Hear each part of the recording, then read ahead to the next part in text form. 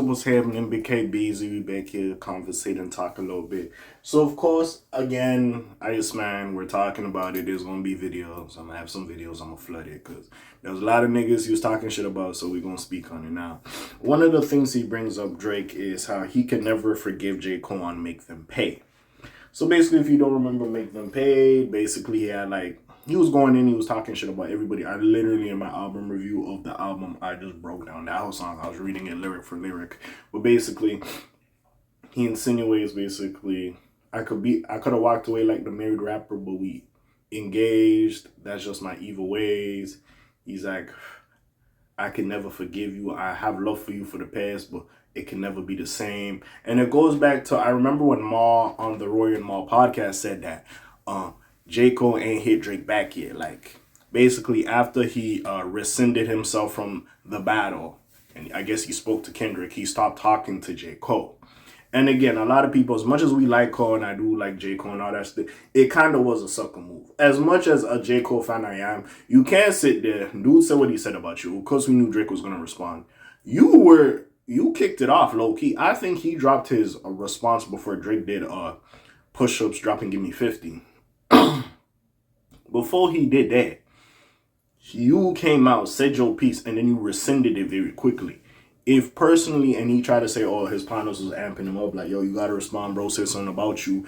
So if that's the case, bro, the way you kind of put your foot in and took your foot out of the battle, bro, yeah, it's still, regardless of how much we like Cole, we know Cole is not a person who likes beef. And again, in the long run, I think it was a good decision for him. Still, it did look away. And I can understand, if we have to be fair here, I can understand if Drake has an issue with that. Because me, your friends, he kind of went at both of us because we dropped first person shooter. This nigga said what he said on fucking like that with Future, which, again, we gonna have a separate video talking about the Drake and Future relationship. Like I said, him and Future, they never really had no beef, but it's crazy that, yo, on my song, part of my album, if you really like my friend like that, and again, Metro's part of it as well, but if you my mans, you let that nigga say what he said and you my mans, you know what I'm saying? So we do have to have another conversation about that, but again, we'll leave that for a separate video.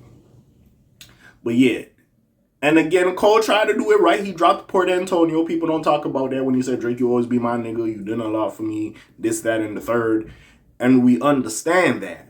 Even saying Cole in the interviews, he's excited for Iceman, this, that, and the third. It still looked the way it was corny. So again, as much as Drake even said, yo, I still got love for you, bro.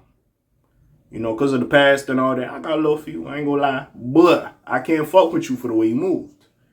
And it just gotta be like that sometimes. I can't be mad at Drake for having that stance. You could say he's bitch made or he's a little sensitive, but in terms of J. Cole and how he moved in the battle, I feel like that's fair.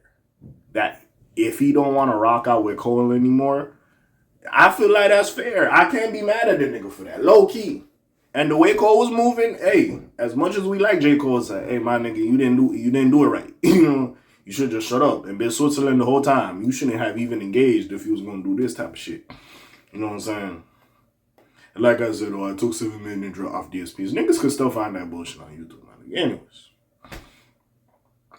It was inevitable that Drake would be taking aim at Cole and Iceman, and this is exactly what he did on Make Them Pay. Yada yada. I don't want to, but you know, he dropped 7 Minute Drill back in 2024. I'm not here to tell you about what happened. Everybody know what happened, so I'm gonna skim this a little bit.